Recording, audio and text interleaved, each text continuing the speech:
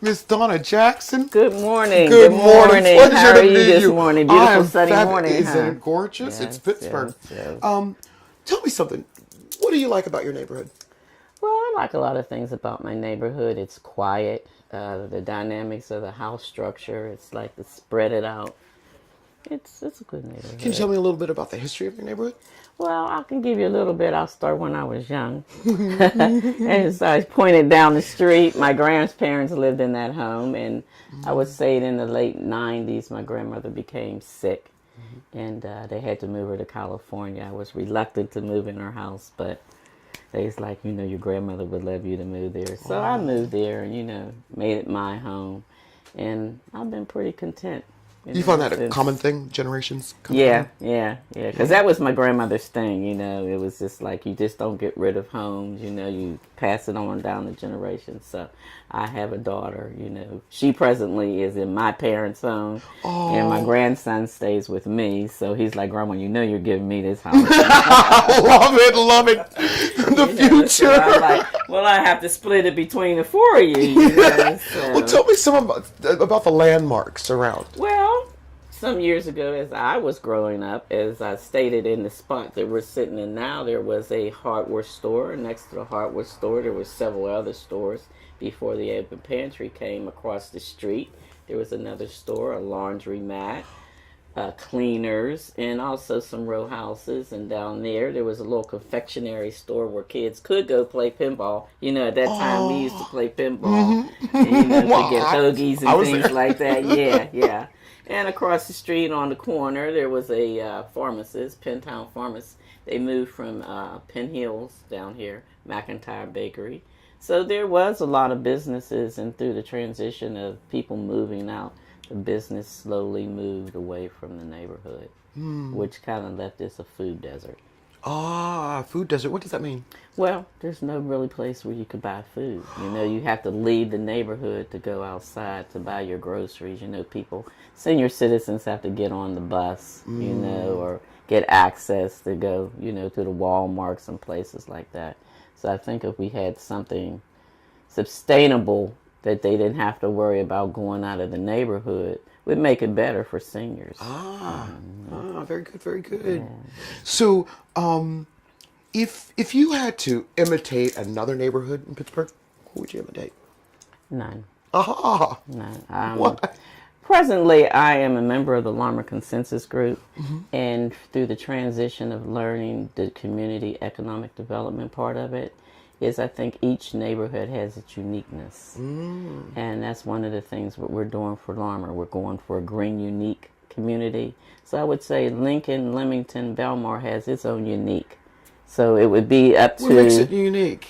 Well, I would just say the different structure of the different type of homes that they have. I mean, there's some new homes, there's some newer homes. I mean, there's some homes that could be redeveloped, So I just think it's just kind of spread it out, because I don't know, about Belmar. It's its own little community. So every little thing has its niche. It's one of the wonderful things about Pittsburgh. Every little neighborhood. And I think that's one thing I like about Pittsburgh. Every neighborhood has its own different uniqueness. So I don't think any neighborhood should be duplicated from another neighborhood. So you can when you go and when you leave out of one community, you can say, oh, okay, I'm in Lawrenceville. Oh, I'm in Penn Hills. Absolutely. Oh, I'm in Lincoln-Lemington.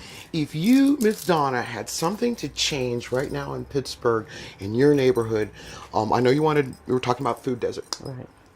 How would you change that? How would you make that happen?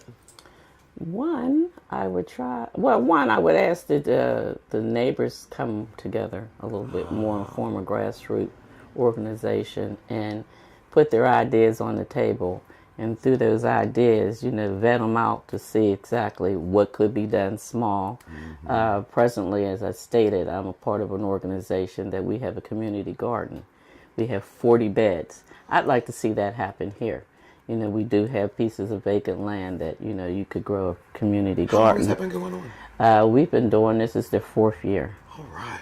You're green. Yes, green. Yes. I love it. So I definitely would like to see that come into the neighborhood, to grow fresh vegetables and fruits and things like that. Tell me about the youth in Lincoln-Lemington, and what are their opportunities? They don't really have many opportunities. You know, we have the Leamington School. I understand there's a program that's supposed to be running out of there, but I don't know much about it. But you just see the kids just wandering around, fumbling around. So I just really think that we need something here that can give them some training, you know, some ability to be able to get sustainable jobs that they can maintain themselves, whether it's green, technology, what have you. But, you know, just to give them some substance to make them productive adults. Absolutely.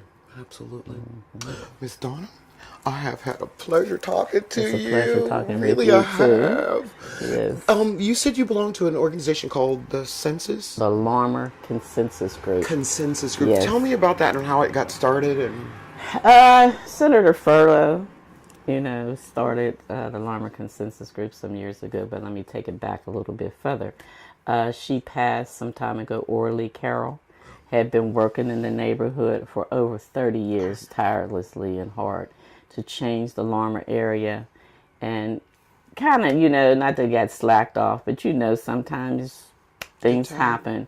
So Senator Furlow felt like, you know, there should be some change, and he brought in 5 action teams. And the 5 action teams was the Green Team, the Red Up Team, the Celebration, One Voice, and Faith in Business. And we worked on these teams and organized them. And the Green Team has been the most powerful because, as I stated, we have a garden that's located between Carver and Mayflower on Larmer. And we're getting ready to put 40 affordable units down in the area. Yes, so we did a land use plan some 5 years ago, which was tirelessly, you know, this is all community driven now. okay. None of us knew what we were doing. That's sometimes the best You way know, to in start. the very beginning, but it's been very interesting because now we know what we're doing. All right. So developers just can't come in and say, do this, do that, because we know what we want, you know, as far as greeting, lead, and all those different type of things. I've had the opportunity to be chosen from Neighbor Works and PCRG to be able to go learn community economic development. So it's been a blessing for me, you know, because at one time I said, well, okay, what do I do now? You know, Right. And this has been a godsend because I'm like, I really like this. I'm just running 24/7, but it doesn't feel like it all the time, you know. You just learn how to schedule yourself, you know. But it's been a nice thing, and I would like to see that flow, you know. All the way through. Some of the things up here, not all the things, because as I said, uniqueness is different. So, What thing that you don't want to see happen here? I don't want to see a whole lot of commercial. You know, I don't think this neighborhood should see a lot of commercial. I just think, like I said, something nice, not a Walmart or anything like this, like a nice neighborhood store.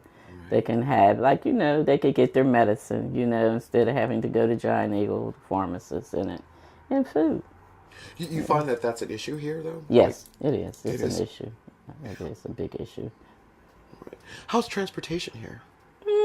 The buses have changed during the years. I have a car now, but, you know, I talked to my grandson. I'm like, what time does the bus come? You know, when the 82 used to just run up and down the street. So the transportation has slacked off a little bit, yes. Do you? What would, if you could say something to downtown Pittsburgh about this neighborhood and then what they could do, what would be that? Pay attention. Talk to Wow. the people.